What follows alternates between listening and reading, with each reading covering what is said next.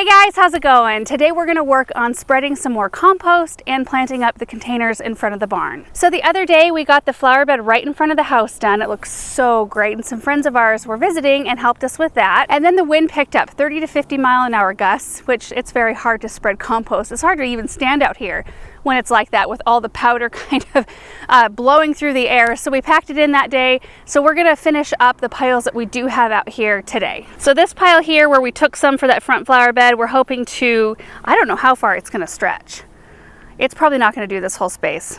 But anyway, hoping to get a good portion of this area done. And then there is another pile right over there. We'll probably have to pick up and use some of it right here. Whatever we have left, we'll start in on that other side. So we're just chipping away at it. Aaron's gonna come out here and get in the tractor, and I'm just gonna use a rake and spread it out. It goes really fast. And then for the barn pots, I think I'm gonna utilize those yellow violas that I had intended to use on the west side, and I didn't use them. So I've got these plants that are still really pretty, and I want to use them somewhere, and I think they'll look really pretty and simple and bright in front of the barn. Hey, Russell.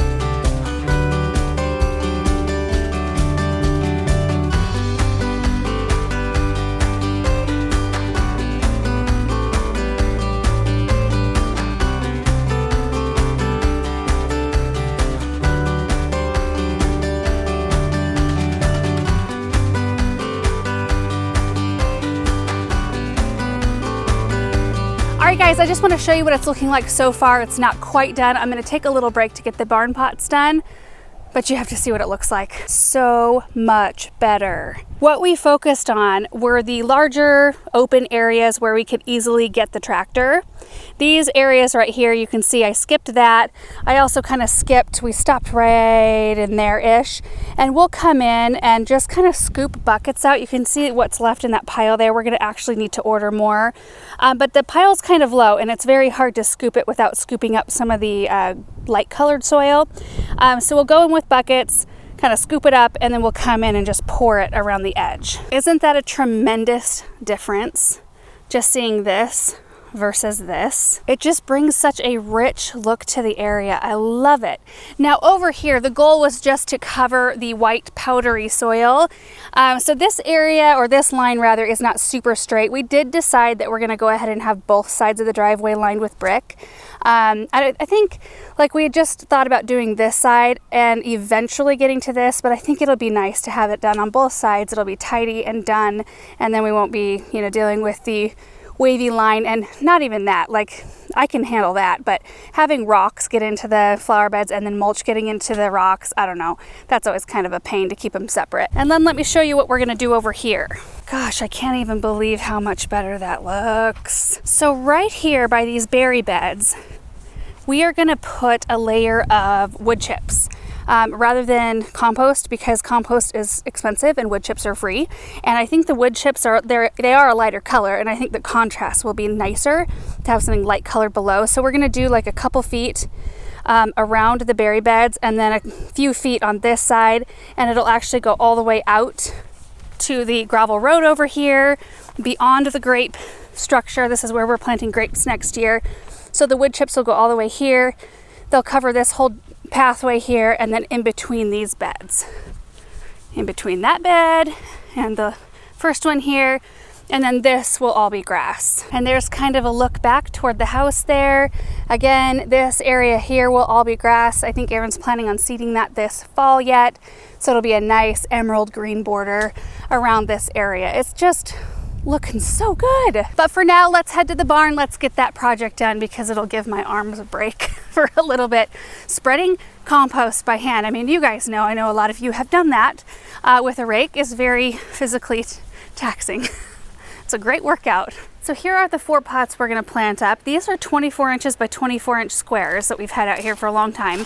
We got these pots from Home Depot actually, and they came tan, and I've been painting them black, which I probably should make time to do, but I'm not going to.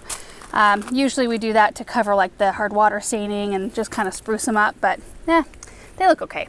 And I recently trimmed up the boxwood spirals just a little bit. I didn't do a huge trim, just cut off the really fluffy stuff. So this is what I've got. I do have quite a number of snapdragons, so I think I'm going to use some of those, some of these cute yellow violas. Pretty simple, but striking, I think. So let's get it done.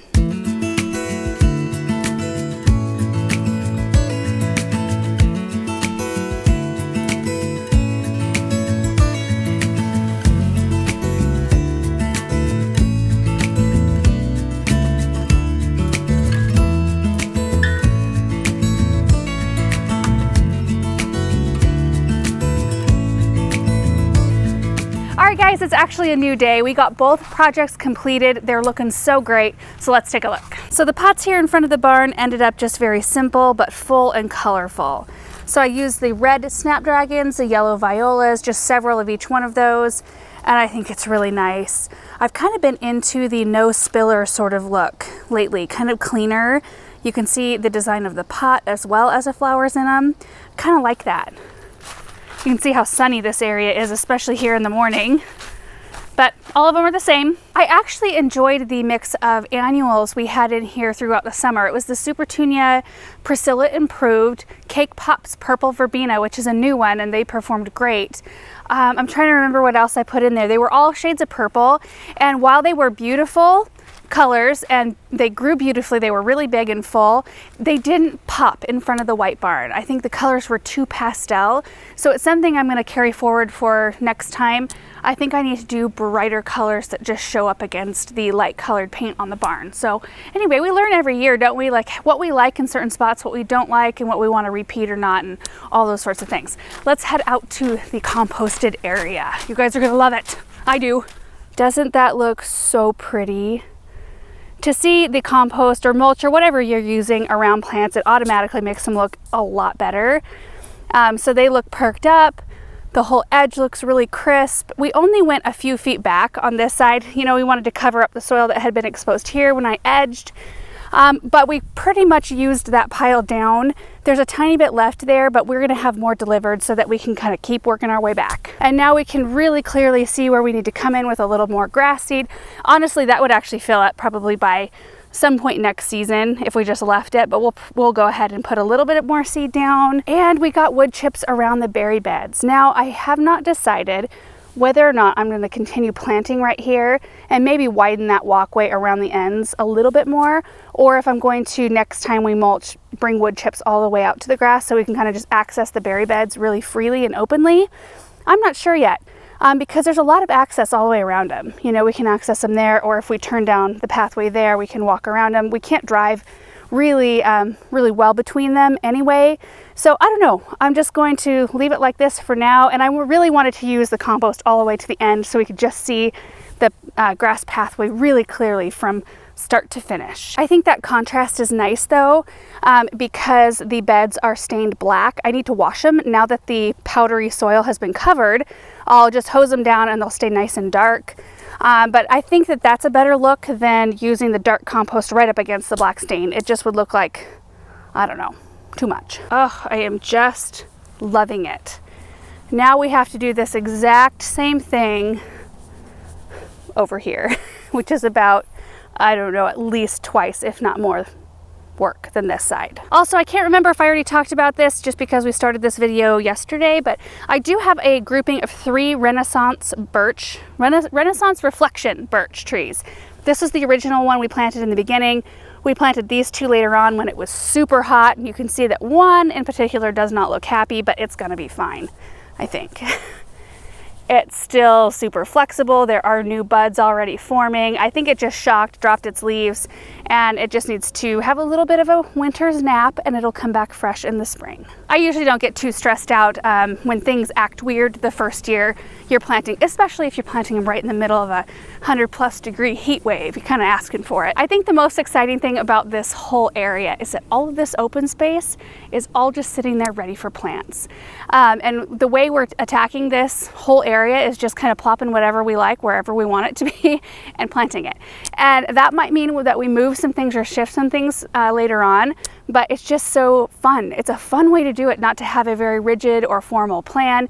Now there are some areas, like I was thinking around these birch trees in particular, of planting a little bit more of a meadow, because I don't want to plant things too tall to where you can't see from the driveway over to the cut flower garden. It's a really pretty look when you are going up and down the driveway. Anyway guys, that is it for today. Thank you so much for watching this video. I hope you enjoyed it, and we will see you in the next one. Bye. Fresh compost down, Russell. You probably love that.